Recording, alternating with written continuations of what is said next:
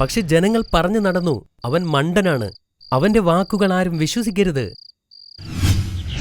ഇതൊന്നും നൂഹ് നബിയെ തന്റെ ദൗത്യത്തിൽ നിന്നും പിന്തിരിപ്പിച്ചില്ല.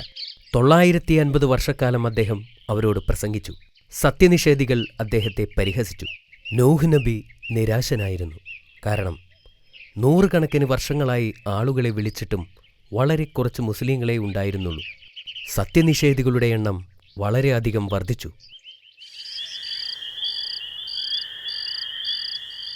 ഒരു രാത്രി പ്രവാചകൻ പ്രാർത്ഥിക്കുമ്പോൾ ദൈവം അദ്ദേഹത്തോട് സംസാരിച്ചു. വിഷമിക്കേണ്ട, ഞാൻ നിന്നോട് പറഞ്ഞതെല്ലാം നീ ചെയ്തുവല്ലോ. ഭൂമിയിൽ എല്ലാവരെയും ഞാൻ ശിക്ഷിക്കാൻ പോവുകയാണ്. മുസ്ലിങ്ങളും മൃഗങ്ങളും ഒഴികെയുള്ള എല്ലാ മനുഷ്യരും മരിക്കും. ഒന്നാമത്തെ പടിയായി ദൈവം ആ പ്രവാചകനോട് പല വൃക്ഷങ്ങളെയും നട്ടുപിടിപ്പിക്കാനായി കൽപ്പിച്ചു. ഇതിനു പിന്നിലെ കാരണം നൂഹ് നബിക്ക് മനസ്സിലായില്ല. പക്ഷേ അദ്ദേഹം ദൈവത്തോട് അനുസരണയുള്ളവനായിരുന്നു. അദ്ദേഹം മരങ്ങൾ നട്ടുപിടിപ്പിക്കാൻ തുടങ്ങി. നല്ലയാളുകൾ അദ്ദേഹത്തോട് ചോദിക്കുകയും അവനുമായി സംസാരിക്കുകയും ചെയ്തു.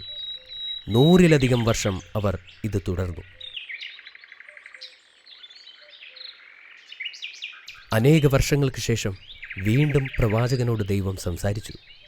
പ്രവാചകനോട് ഒരു കപ്പൽ പണിത് തുടങ്ങാൻ ആവശ്യപ്പെട്ടു. ഈ ഭൂമിയിലെ ജന്തുജാലങ്ങളെ ഉൾക്കൊള്ളാൻ കഴിയുന്ന ഒരു വലിയ കപ്പലുണ്ടാക്കണം. പ്രവാചകൻ ആശയക്കുഴപ്പത്തിലായി. കപ്പൽ എങ്ങനെ പണിയാൻ കഴിയുമെന്ന കാര്യത്തിൽ അദ്ദേഹത്തിന് സംശയമായി. ഇതിനു മുമ്പ് താൻ ഒരു കപ്പലും നിർമ്മിച്ചിട്ടില്ല. എന്നിട്ടും പ്രവാചകൻ മലക്കുകളുടെ സഹായത്തോടെ കപ്പൽ നിർമ്മിക്കാൻ തുടങ്ങി. ആദ്യം കപ്പൽ നിർമ്മിക്കാൻ അവർ പദ്ധതികൾ നടത്തി. കപ്പലിൻ്റെ കൃത്യമായ വലിപ്പം ആർക്കും അറിവില്ലായിരുന്നു. എന്തായാലും ഒരു വലിയ കപ്പൽ ആകുമെന്ന് അവർക്ക് അറിയാമായിരുന്നു. ഒന്നാമതായി കപ്പൽ കെട്ടിപ്പടുക്കാൻ പ്രവാചകന് ഒരു സ്ഥലം തിരഞ്ഞെടുക്കേണ്ടിയിരുന്നു. അദ്ദേഹം നഗരത്തിൽ നിന്നും ദൂരെയുള്ള ഒരു പർവ്വതത്തെ തിരഞ്ഞെടുത്തു. പ്രവാചകൻ ഉപകരണങ്ങൾ ശേഖരിച്ച് കപ്പൽ നിർമ്മിക്കാൻ പുറപ്പെട്ടു.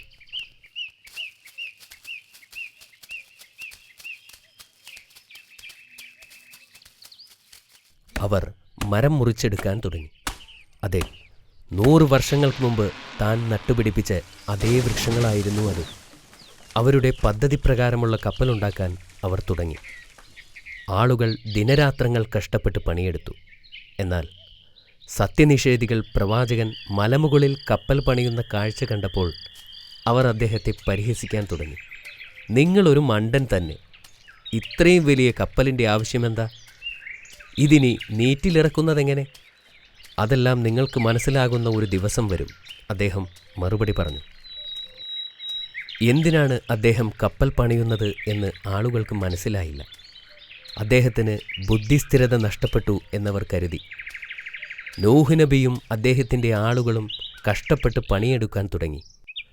ഒരുപാട് കാലത്തിന് ശേഷം കപ്പലിൻ്റെ നിർമ്മാണം പൂർത്തിയായി. അവർ അള്ളാഹുവിനെ സ്തുതിക്കുകയും കപ്പൽ പൂർത്തിയാക്കാൻ സഹായിച്ചതിന് നന്ദി പറയുകയും ചെയ്തു. വെള്ളപ്പൊക്കത്തിനുള്ള സമയം അടുത്തുകൊണ്ടിരുന്നു. ഒരു രാത്രി അള്ളാഹു നൂഹ് നബിയോട് പറഞ്ഞു, നീ എന്ന് നിന്റെ അടുപ്പിൽ നിന്നും വെള്ളം വരുന്നത് കാണുന്നുവോ, അന്ന് ഞാൻ ഭൂമിയിലേക്ക് ജലപ്രളയം അയക്കും. നിനക്കറിയാമോ, നൂഹ് നബി ഉണ്ടാക്കിയ കപ്പലിൽ 3 തട്ടുകളുണ്ടായിരുന്നു. 3 തട്ടുകൾ എന്തിനായിരുന്നു ബാബ?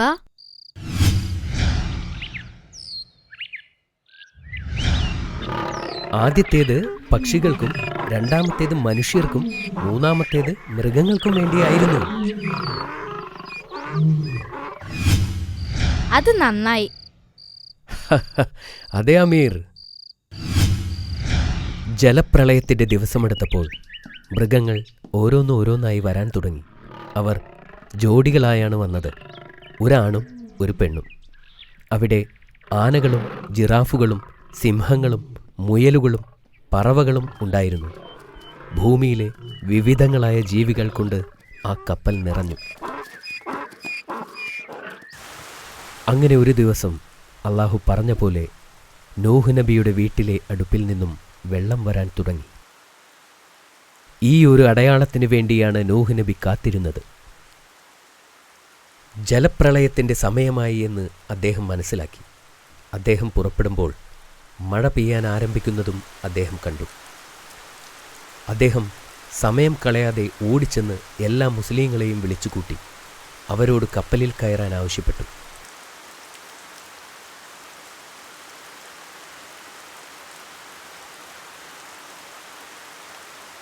അപ്പോഴും അവിശ്വാസികൾക്ക് മനസ്സിലായില്ല എന്താണ് സംഭവിക്കുന്നതെന്ന്. അവർ നൂഹ് നബിയെ വീണ്ടും പരിഹസിച്ചുകൊണ്ടിരുന്നു. ഈ മൃഗങ്ങളെയൊക്കെ കൊണ്ടുപോയി എന്ത് കാണിക്കാനാണ് എന്നവർ ചോദിച്ചു. നൂഹ് നബി ഇതൊന്നും ചെവിക്കൊണ്ടില്ല. അദ്ദേഹം തൻ്റെ കുടുംബത്തോടും കുട്ടികളോടും കപ്പലിൽ കയറാൻ ആവശ്യപ്പെട്ടു. അതിൽ അദ്ദേഹത്തിൻ്റെ ഒരു ഭാര്യയും ആ ഭാര്യയിലുണ്ടായിരുന്ന കുട്ടിയും ഒഴികെ ബാക്കി എല്ലാവരും കയറി. അവർ രണ്ടുപേരും അവിശ്വാസികളായിരുന്നു. എൻ്റെ കാര്യം ഞാൻ നോക്കിക്കൊള്ളാം, ആ മകൻ നൂഹ് നബിയോട് പറഞ്ഞു. എന്നെക്കുറിച്ചോർത്ത് ആരും വിഷമിക്കേണ്ടതില്ല. വെള്ളത്തിൻ്റെ നിരപ്പ് ഉയർന്നുകൊണ്ടിരുന്നു. അതുകൊണ്ട് നബി കപ്പലിന് നേരെ ഓടി. ഭയാനകമായ ഒരു വെള്ളപ്പൊക്കം രൂപം കൊണ്ടു. വെള്ളം പെട്ടെന്ന് തന്നെ ഉയരാൻ തുടങ്ങി. കടലിലെ വെള്ളം കരയിലേക്ക് അടിച്ചു കയറാൻ തുടങ്ങി. അപ്പോഴും മഴ പെയ്തുകൊണ്ടേയിരുന്നു. ഇപ്പോൾ ജനങ്ങൾക്ക് മനസ്സിലായി നൂഹ് നബി പറഞ്ഞത് സത്യമാണെന്ന്. അവർ പർവ്വതങ്ങൾ ലക്ഷ്യമാക്കി ഓടി. തൻ്റെ ഭാര്യയും പുത്രനും വെള്ളപ്പൊക്കത്തിൽ നിന്നും രക്ഷപ്പെടാനായി ഓടിവരുന്നത് പ്രവാചകൻ കണ്ടു. അദ്ദേഹം വിളിച്ചു പറഞ്ഞു, കപ്പലിലേക്ക് കയറി ജീവൻ രക്ഷിക്കൂ. പക്ഷേ അവർ അത് തിരസ്കരിച്ചു.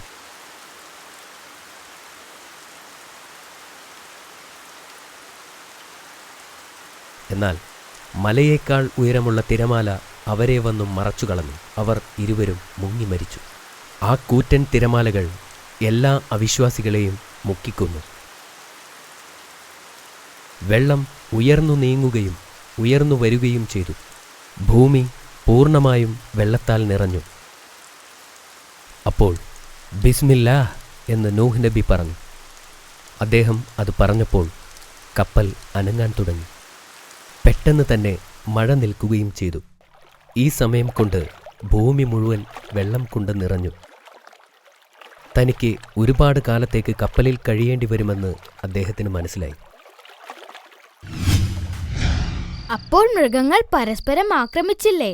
അവർ എങ്ങനെ ഒരുമിച്ച് ജീവിച്ചു? അള്ളാഹുവിന് എല്ലാത്തിനും കണക്കുകൂട്ടലുകളുണ്ട് അമീർ. എല്ലാവർക്കും അനിവാര്യമാകും വിധം അള്ളാഹു കപ്പലിനെ സജ്ജമാക്കിയിരുന്നു. കപ്പലിലേക്ക് സിംഹം കയറുമ്പോൾ അവരെല്ലാം പനി പിടിച്ച അവസ്ഥയിലായിരുന്നു. അതുകൊണ്ട് അവർക്ക് മറ്റുള്ളവയെ ആക്രമിക്കാൻ സാധിക്കില്ലായിരുന്നു. അതുപോലെ അക്രമകാരികളായ എല്ലാ മൃഗങ്ങളും അസുഖം ബാധിച്ചവരായാണ് കപ്പലിൽ കയറിയത്. എല്ലാവരും സമാധാനത്തോടെ അതിൽ കഴിഞ്ഞു. എന്നാൽ എലികൾ നൂഹ് നബിക്ക് ഒത്തിരി ശല്യമുണ്ടാക്കി. അവർ എല്ലായിടവും ഓടി നടക്കുന്നുണ്ടായിരുന്നു. അതുകൊണ്ട് അള്ളാഹു പൂച്ചകളെ സൃഷ്ടിച്ചു. അങ്ങനെ പൂച്ചകൾ എലികളുടെ പുറകെ പോയി. അങ്ങനെ ആ ശല്യം അവസാനിപ്പിച്ചു.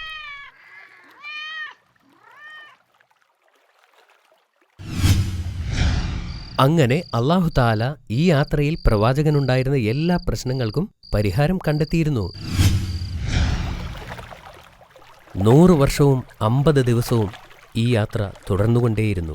അവർക്ക് എവിടെയും കര കണ്ടെത്താനായില്ല. അവർ ഒരുപാട് ദിവസം കാത്തിരുന്നു.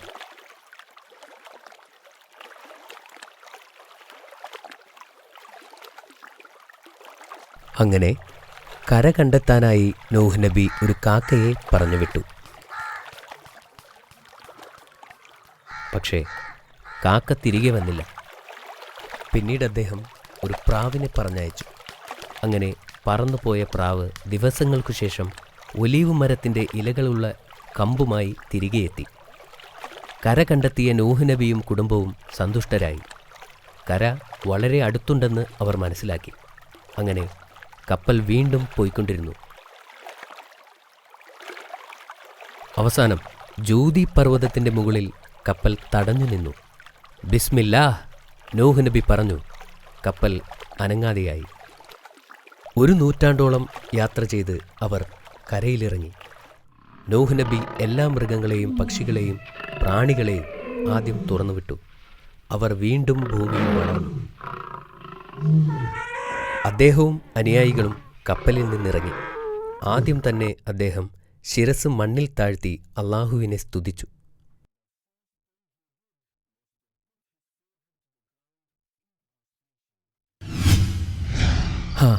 അതിനുശേഷമുള്ള മാനവരാശിയുടെ ആരംഭം ഇവിടെ നിന്നായിരുന്നു.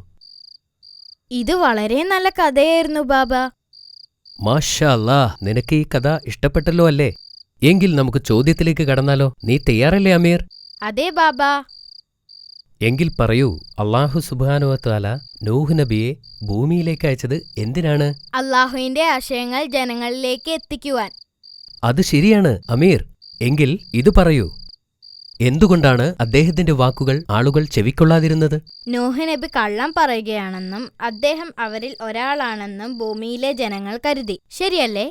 വെരി ഗുഡ് അമീർ. പ്രവാചകന്റെ കുടുംബത്തോടൊപ്പം കപ്പലിൽ കയറിയവർ ആരൊക്കെയായിരുന്നു? നൂഹ് നബിയുടെ കൂടെ എല്ലാ മുസ്ലിങ്ങളും കയറി. കൂടാതെ എല്ലാ പക്ഷികളിൽ നിന്നും മൃഗങ്ങളിൽ നിന്നും പ്രാണികളിൽ നിന്നും ഒരു ജോഡി കൂടി കയറി. Correct answer. അപ്പോൾ അവസാനത്തെ ചോദ്യത്തിലേക്ക് കടക്കാം. കപ്പൽ അവസാനമായി എത്തിച്ചേർന്ന പർവ്വതത്തിന്റെ പേരെന്താണെന്ന് പറയൂ. അത് ജ്യോതിമലയല്ലേ ബാബ? വളരെ ശരിയാണ് അമീർ. ഇന്നത്തെ എല്ലാ ചോദ്യത്തിനും നീ ശരിയായി ഉത്തരം നൽകി. താങ്ക്സ് ബാബ. ഓൾ റൈറ്റ്, ഇന്നത്തേക്ക് ഇത് മതി. മറ്റൊരു പ്രവാചകന്റെ കഥ നമുക്ക് നാളെ പറയാം. മാസ്സലാമ.